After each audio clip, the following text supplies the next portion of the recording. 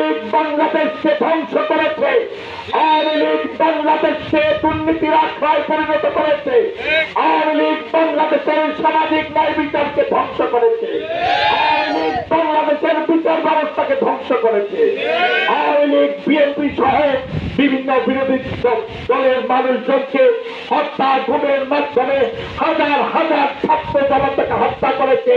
এই আওয়ামী লীগের কোনদিন খাওয়া হতে পারে না। মন্ত্রী তারুণ্যের অহংকার তারেক রহমান জিন্দাবাদ। টেকনাফ থেকে তেঁতুলি তার দূরদর্শিতার মাধ্যমে আগামী দিনে মানে সময় নষ্ট করতে চাচ্ছি না, আমি অসুস্থ, আপনারা অনেকে জানেন।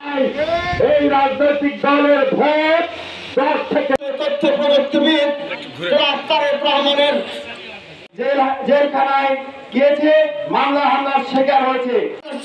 জননেতা ফয়সাল আলীম বক্তব্য রাখছেন।